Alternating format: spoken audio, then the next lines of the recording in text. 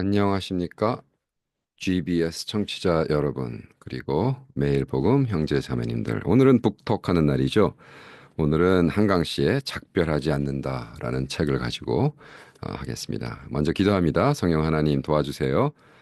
짧은 30분 시간 동안 정말 한 사람의 소설이 어떻게 이렇게 많은 영향력을 끼치고 노벨상까지 받았는지 다시 한번 생각해보고, 우리가 신앙인으로서 이것을 어떻게 우리가 소화시켜야 되고 어떤 입장에서 접근해야 되는지 가르쳐 주시옵소서. 감사하며 예수님의 이름으로 기도합니다. 아멘. 자, 저는 지금 한강 씨 그 일곱 작품에 대한 책도 쓰고 있고 하기 위해서 지금 쭉 읽어 나가고 있습니다. 그래서 한강 씨가 7가지의 책으로 노벨상을 받았는데, 첫 번째가 회복하는 인간, 채식주의자, 소년이 온다, 작별하지 않는다, 그대의 차가운 손, 히라버 시간. 그래서 제가 지금까지 그 북톡으로 회복하는 인간, 채식주의자, 뭐 소년이 온다, 지금 이제 작별하지 않는다 하고 지금 읽고 있는 책이 그대의 차가운 손입니다. 그래서 그대의 차가운 손은 읽고 이제 또 북톡을 하겠지만, 그대 차가운 손 지금 침실에 갖다 놓고 읽고 있는데, 작별하지 않는다는 우리 그 한강 씨가 뭐라고 얘기했냐면 어느 책을 가장 먼저 읽으면 좋을까요? 그랬더니 제일 먼저 읽어야 될 책이 작별하지 않는다라고 이야기하셨어요. 그래서 그럼 왜 그럴까? 그리고 별로 생각하지 않고 제가 다 읽었는 게 거의 6번째 책으로 읽었는데, 6번째 책으로 내가 잘못했다. 정말 한강 씨가 얘기한 것처럼 아, 저자가 그렇게 이야기하는 이유가 있구나, 이런 생각을 해봤습니다. 전혀 모르시는 사람을 위해서 작별하지 않는다는 그 한국의 역사적 비극, 그것을 이제 개인의 이야기로 엮어내는 소설입니다. 소설입니다. 그렇지만 엄청난 역사적 그 연구를 했더라고요. 그러니까 제가 깜짝 놀란 게, 이분이 그냥 책을 쓴 게 아니라 그 리서치를 거의 박사학위 수준으로 해서 썼더라고요. 이 책은 거의 그냥 어, 역사적, 사회 인류학적으로, 정치학적으로 풀었다면 박사 논문이 나도 되지 않을까. 이 책을 쓰기 위해 참고한 자료들 중 특히 도움을 받은 제주 4.3 생존자의 트라우마, 그리고 미술치유, 4.3과 여성, 그 살아낸 날들의 기록, 제주 4.3 연구소 역금, 빌레 무콜, 그 끝없는 어둠 속에서 제주 4.3 연구소, 나 죄어수다, 4.3 도민연대 기획, 어, 무슨 드라마를 했던 것 같아요. 어, 제주 4.3 사건 진상보고서. 이것은 4.3 사건 진상보고 작성 기획단 작성. 그리고 4.3 사건 희맹자 예회복의원회, 지상의 숟가락 하나, 4.3 그 진실을 찾아서 양조은 지음, 2015년도 국가폭력과 유해바굴의 사회문화사 노영석 지음, 2018년도 구하는 자의 정칭학 이정화, 2004년도 할망은 희망 정지희 지음 가리스 연구소, 2018년 기억의 목소리 허은실 글 호연주 사진 문학동네, 2021년 비념 이몽준 연주, 2012년 환생 임은출 연출, 2017년 우리를 갈라놓은 것들 임훈숙 연출, 2019년 기억의 전쟁 이길보라 연출, 2018년. 아, 이걸 읽으면서 내가 모른다고 진실이 아니런 게 아니로구나. 예. 제가 이제 이런 거를 자꾸 한다고 우리 아내가, 도대체 당신 이런 거 너무 하는데 그 제대로 연구한 거 맞아? 이제 들어본 건 있어가지고. 그래서 내가 아유, 이거 작별하지 않는다는 소설책, 어떤 여자가 혼자 그냥 제주도 가가지고 뻥 찌다가 쓴 게 아니야. 거의 박사학위 수준 논문으로 연구 다 하고 나오는 사건마다 그래서 물론 소설이죠. 그래서 세 가지를 우리가 기억해야 됩니다. 이 책은 작별하지 않는다는 첫 번째는 제주 4.3 사건 기억해야 될 역사. 우리가 역사를 잊어버리면 미래가 없는 민족이라고 성경도 얘기하고 있죠. 근데 우리는 너무 불편한 진실이기 때문에 잊어버리고자 합니다. 개인적 슬픔과 트라우마의 무게, 그다음에 사회적 정의를 위한 문학의 역할, 그리고 그렇다면 이 신앙인의 역할은 무엇인가? 지금 제가 이 사건 속에서 그죠? 와, 지금 뭐 태극기파, 빤스 목사파, 그 완전히 변태 같은 이상한 친구를 왜 그렇게 큰 교회 애들 목사들이 추종하는지. 그래가지고 완전히 지금 신앙의 역할. 그래서 자기를 반대하면 무정이 빨갱이, 너희들 좌파, 단정하는 이 무식함. 그죠? 한강 씨가 노벨상 받았다고 반대하는 사람들이 덴마크, 아니 덴마크, 스위tzerland 거기 와가지고 데모했잖아요. 이 빨갱이 좌파 그를 노벨상을 준다고 거둬가라고. 야, 이게 무슨 일입니까, 여러분? 근데 그런 무식함 사람들이 거의 이제는 막 태극기 희날리미가 빤스 목사를 위주로 예, 윤 대통령 살려달라고 그러고 있잖아요. 그래서 이런 작별하지 않는다 이런 책들이 얼마나 우리에게 좋은가. 소설의 줄거리는 이렇습니다. 여러분, 제가 쭉 읽어나가면서 저도 사실 소설을 많이 안 읽어요. 제가 뭐 소설을 선호하는 사람은 아닙니다. 사실 이회수 씨 소설 읽을 때 열심히 읽었고 그 다음부터는 주로 별로 안 읽는데 뭐 저는 이제 한강 씨 소설 읽으면서 다시 한번 돌아가고 있습니다. 소설 줄거리는 이렇습니다. 주인공 경화는 학살과 폭력에 대한 책을 써온 작가이자 다큐멘터리 감독이다. 그녀는 반복해서 유서를 쓰는 습관을 가지고 있으며 학살의 기록을 남기는 것이 자신의 사명이라고 믿고 있습니다. 뭔가 남겨야 되는 희망, 그 사명. 어떻게 보면 저 같은 사람이죠. 저도 뭔가를 꼭 남겨야 된다고 생각해서 무조건 글을 쓰고 있는데, 그죠? 아무도 안 읽어줘도. 어느 날 친구 인선에게 병원을 와달라는 문자가 옵니다. 병원에 도착한 경화는 인선이 손가락 절단 사고를 당한 것을 발견합니다. 인선은 과거 경화와 함께 진행하려 한 프로젝트를 홀로 작업하다 손을 다친 것이었습니다. 이것이 왜 연결되냐 하면 아직 안 읽은 그대의 차가운 손가락 뭐 이런 것에 대한 어떤 이게 있는 거예요. 우리 한강 씨가. 그럼에도 불구하고 인선은 경화에게 제주도로 가서 자신이 키우던 앵무새 아미에게 밥을 줘달라고 부탁합니다. 그래서 경화가 갑니다. 근데 시간이 촉박하여 더 지체하면서 제가 죽을 것이라는 말을 들은 경화는 폭소를 뚫고 제주도로 향합니다. 그래가지고 뭐 막 빠지고 뒤치에 떨어지고 해가지고 도착했을 때 이미 늦었고 새는 죽어 있었어요. 그런데 경화는 인선의 집에서 기묘한 경험을 합니다. 병원에 있어야 할 인선의 환영을 보고 영을 보면서 그 대화하는 거예요. 마치 과거와 현재가 겹쳐지는 느낌을 받습니다. 인선은 그녀가 자신의 어머니가 4.3 사건으로 잃어버린 오빠를 찾기 위해 어떻게 살아왔는지 이야기합니다. 그러니까 이게 지금 소년이 온다랑 연결이 있는 거예요. 그래서 한강 씨가 먼저 이 책을 읽어라. 왜? 이걸 읽으면 이거는 제주도에서 한 사람이 엄마가 오빠를 잃었어. 그 오빠가 진짜 오는 거. 예. 근데 부산 그 광주에서 있었던 거는 뭐 학살이 거의 1,000명이었죠. 보고는 뭐 250명 죽었대요. 뭐 어쨌든 뭐 죽은 사람하고 아직 못 찾은 사람 시체까지 하면 1,000명이니까 1,000명이 죽었다고 세야죠. 그래서 소설은 과거와 현재로 오가며 제주 4.3 사건의 참혹한 진실과 희생자의 이야기를 조심스럽게 풀어갑니다. 아, 여기서도 막 예, 울컥울컥 하는 게 있습니다. 울컥울컥 하는 게 있는데 음,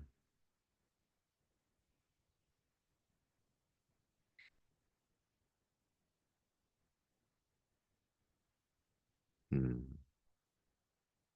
여기 316페이지. 낮에는 공방에서 나무를 깎고 밤이면 안채로 들어가 자료를 읽었다. 자료마다 다른 사명자들의 데이터를 대조해 확정했다. 50년 봉인이 해제된 후 접근 가능해진 미국 기록물들과 당시 언론 보고 1948년과 1949년에 재판 없이 수감된 제주 수영인 명부와 보도 연맹 학살 사이의 사건들을 복기했다.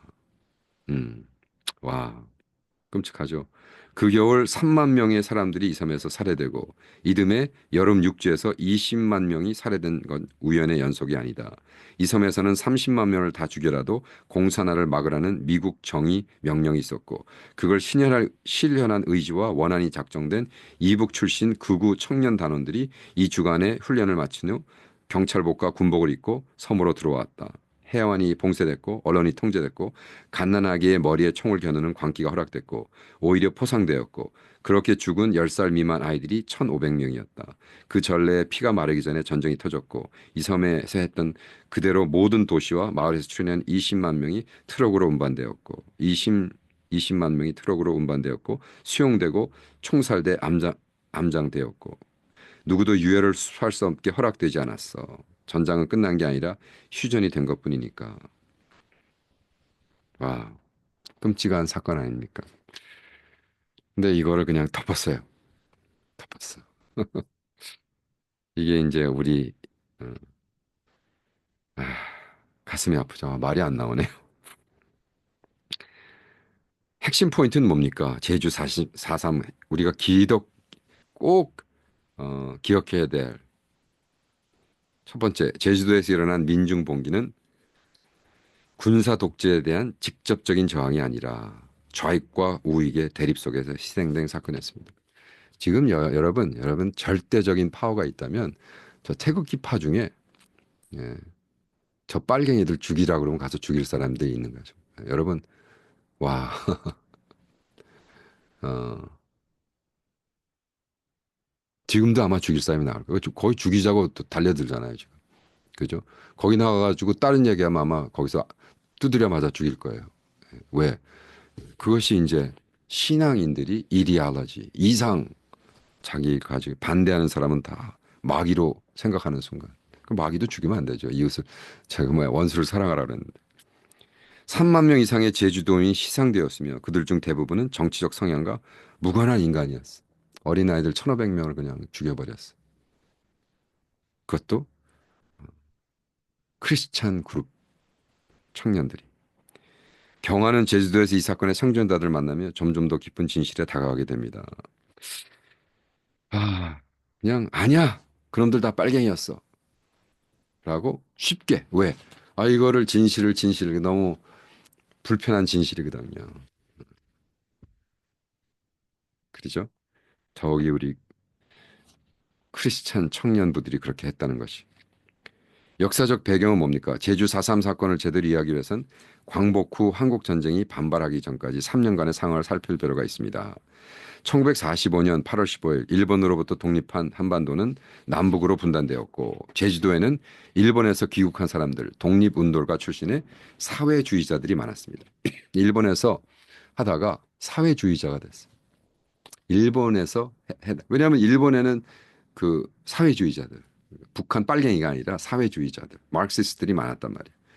그래서 좌우익의 갈등이 심해지면서 군부와 우익 단체들은 공산주의 확산을 막기 위해 무자비한 탄압을 가했습니다. 대표적인 단체였던 서부 청년단, 그걸 줄여서 서청이라고 그래. 제주에서 대대적인 진압을 벌였고 많은 인간들이 이유 없이 희생되었습니다. 이것이 이제 이승만이 이승만 대통령이 남긴 아주 검은 역사죠.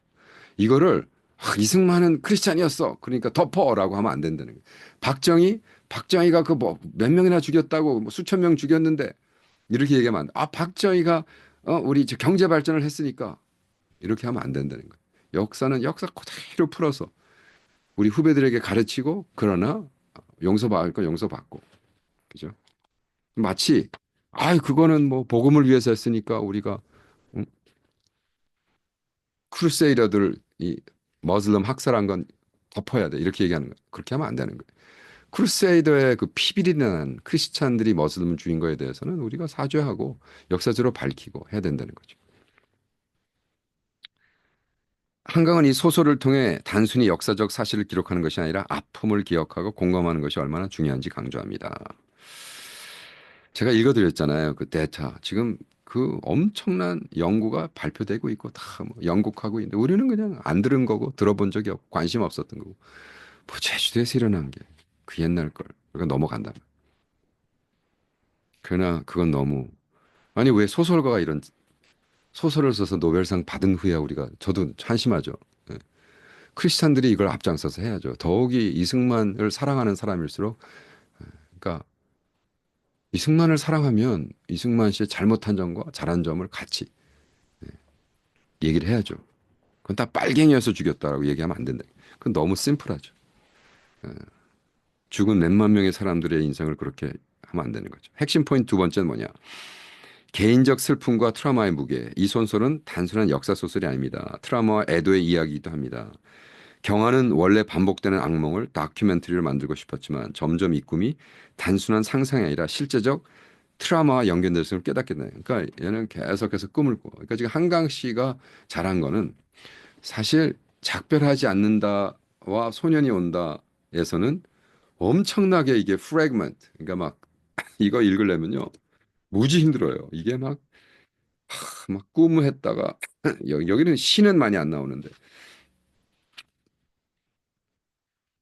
그런데 그대의 차가운 손은 무지 오래전 2002년도 썼거든요.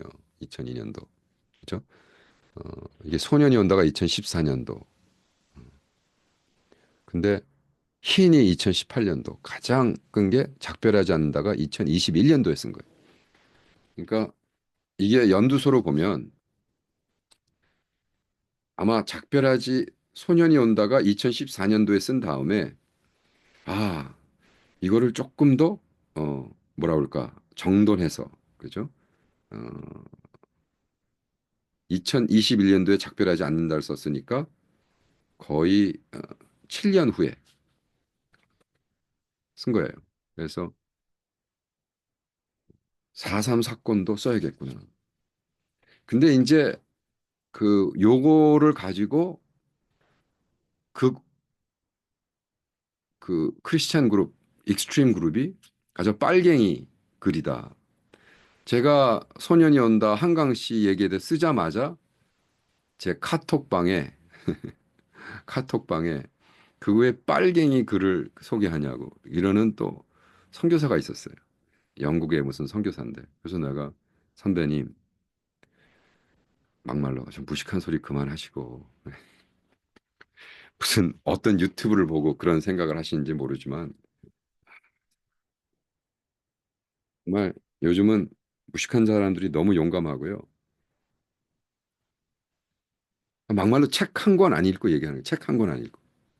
어디서 봤대 유튜브에서. 한강이 빨갱이라고.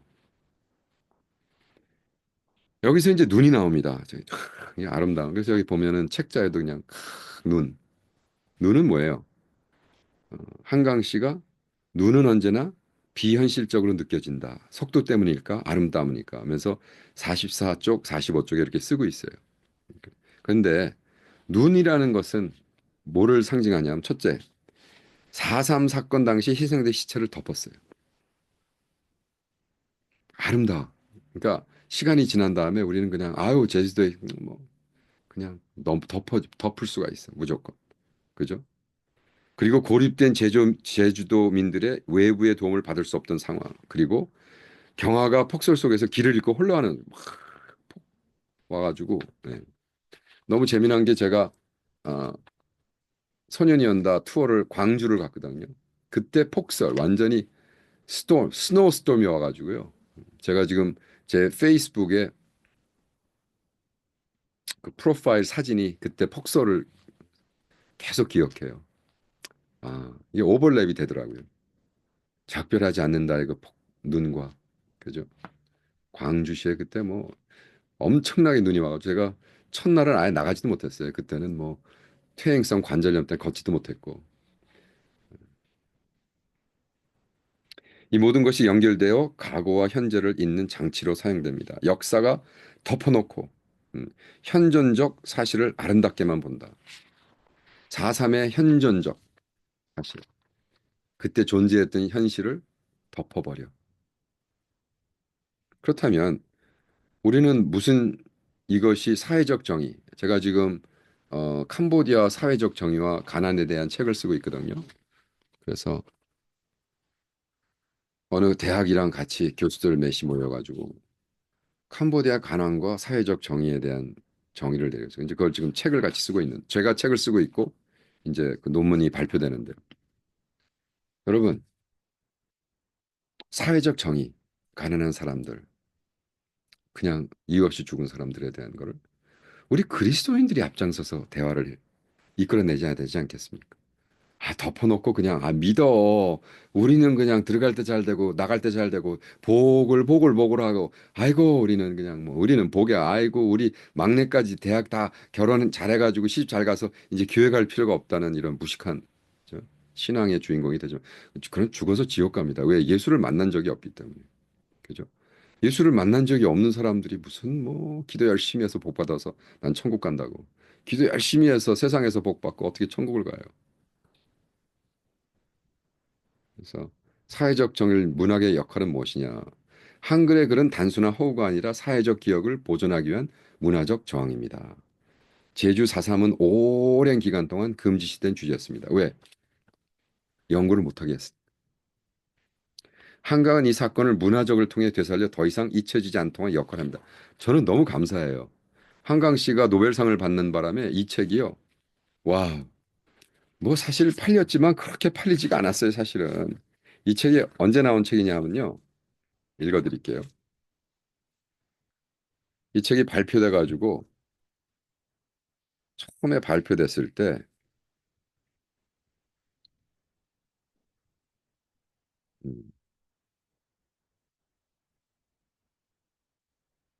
2021년 나왔어. 그러다가 갑자기 2024년 11월 39세를 찍었어요. 이게 작별하지 않은 자가 거의 안 팔려던 책이에요. 그다음에 노벨상을 받자마자 38쇄를 다시 한번 찍은 거예요. 저는 이 책이 좀 많이 읽혀졌으면 좋겠어요. 여러분도 좀 사서 읽었으면 좋겠어요. 읽으면서 읽을 거예요. 아니, 무슨 소리야. 근데 그냥 읽으세요. 화장실에 놓고 쭉 읽어 나가. 아, 그리고 제가 한 북톡이 이제 이해가 될 거예요. 그래서 문학의 힘은 뭔가 사랑과 기억의 메시지. 한강은 이 소설을 통해 기억하는 것이야말로 사랑의 표현이라고 말합니다. 와, 사랑의 반대는 미움이 아니라 무관심입니다. 아, 난 저 사람 사랑하지 않아. 그럼 무관심. 아예 그냥 상종을 하지 마세요. 생각도 하지 마세요. 그것이 사랑의 반대입니다. 그래서 저는 사랑하는 제자들하고 이렇게 얘기하다가 그 친구들이 그냥 툭 지나가는 말, 아유, 우리는 목사님에 대해서 얘기도 하지 않아요. 생각도 안 해요. 그렇게 얘기하는데 너무 섭섭하더라. 그죠? 내가 20년 동안 그래도 담임으로서 열심히 먹였는데, 꼴을 먹였는데, 어느 날 그냥 퉁명스럽게, 아, 목사님, 우리는 목사님에 대한 얘기도 하지 않아요. 생각도 없고. 그 친구를 절대로 안 만납니다. 다음에. 너무 아픔을 줘가지고요. 네.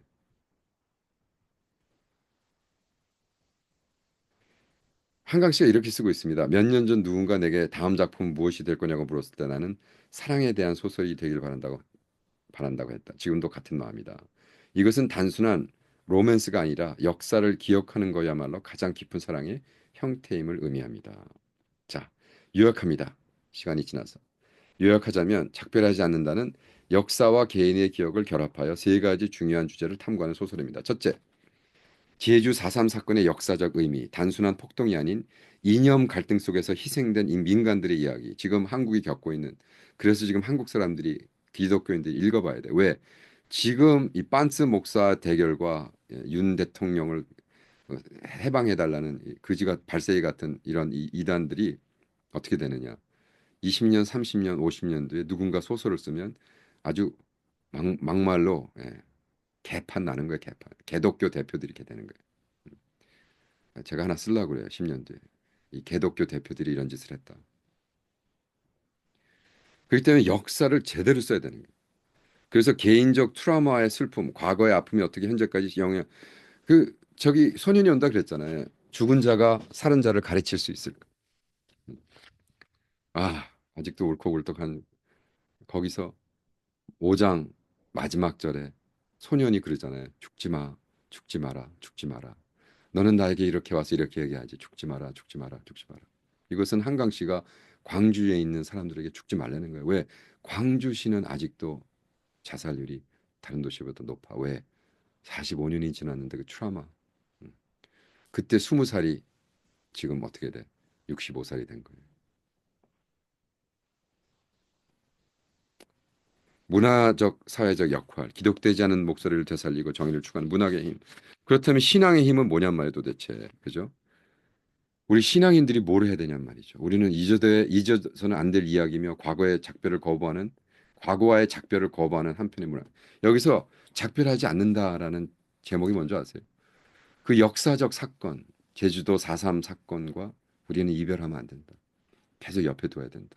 그리고 이렇게, 그죠? 소년이 온다는 것처럼, 그 죽었던 소년이 다시 오는 것처럼 4.3 사건에 죽었던 몇만 명의 사람들이 우리에게 다시 와서 우리 크리스찬들에게 요구하는 거예요. 하, 그죠? 리승만이 그랬다고 여러분 덮지 마세요. 아름다운 눈처럼 표현하지 마세요. 잘잘못을 얘기해 주시고 기억하고 질문하고 진실을 영원히 놓아주지 말라고 말하고 있는 사랑의 반대는 미움이 아니라 무관심입니다. 무관심 갖지 말고. 저는 지금 여러분 무슨 아휴 뭐 열심히 나가서 하루 8시간 노동하고 힘들고 그런 분들이 얘기하는 게 아니에요, 사실. 크리스찬 리더들에게 하루 종일 뭘 하는지 모르는 사람들에게. 그죠? 아, 1년에 책 그래도 한 100권 읽고 1년에 100권까지 못 읽어도 50권 정도 읽고 묵상하고 생각하고 그 많은 시간 동안 교회 성장시킬 생각만 하지 말고 숫자 늘려서 인정받을 생각만 좀 하지 말고 그죠? 책이라도 한번 먹고 북클럽이라도 조인하고 그죠? 작별하지 않는다 책 클럽 읽으면서 그렇다면 우리 그리스도인의 입장은 어떻게 해야 되는가? 예, 그죠? 그리스도인들은 뭐를 해야 되는가? 음. 제가 이런 것 좀 하자고 그랬더니 정말 오랜 친구인데도 쓸데없는 짓 한다고. 자기는 뭐 교회를 여러 개 교회가 뭐 몇천 명 되는 모양이에요. 그거 하면은 그게 이제 하나님의 일이지. 영원 구원하고 뭐 그게 사명이니까 어떡하겠어. 근데 그게 자기가 사명이라고 다른 거 하는 사람들 그 쓸데없는 거 쓸데없다고 useless. 너무 충격 먹었어요. 그래? 글 쓰고 철학 키어크가르 철학책 번역하고 물론 돈도 못 벌고 힘들죠. 저도 그냥 사명이니까 하는 거죠. 다른 사람한테 하라 그러지 않아요, 저는. 그냥 제 사명이니까 한단 말이에요. 근데 어떻게 쓸데없는 짓 한다 그러고 쓸모없다 그러고. 음. 여기 엘리바스라는 사람이 욥기에 나옵니다. 욥이랑 친한 척하고 탁 했는데 욥이 다 잃어버리고 하니까 욥한테 와서 너 나쁜 짓 했지? 너 악인이야? 너는 악인이야. 하나님은 악인을 벌해.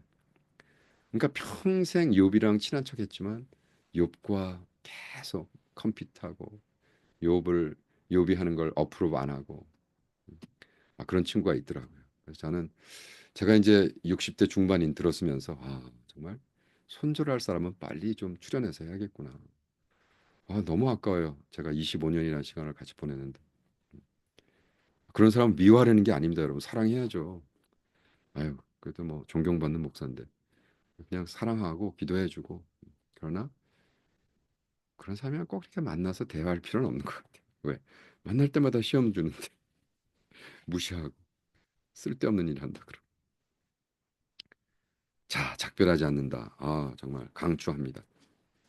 좀 4.3 그 제주도의 사건을 좀 더 조금 더 연구하고 좀 이승만 씨에 대한 양쪽을 다 밸런스 있는 이러한 연구 발표를 하나 했으면 좋겠어요. 자, 여러분도 북톡 다음 북톡 올 때까지 열심히 말씀 읽고 기도하고 찬양하고 좋은 책 많이 읽어서 여러분 이 시대를 감당하는 여러분 되기를 축원합니다. 다음 북톡에 뵙겠습니다.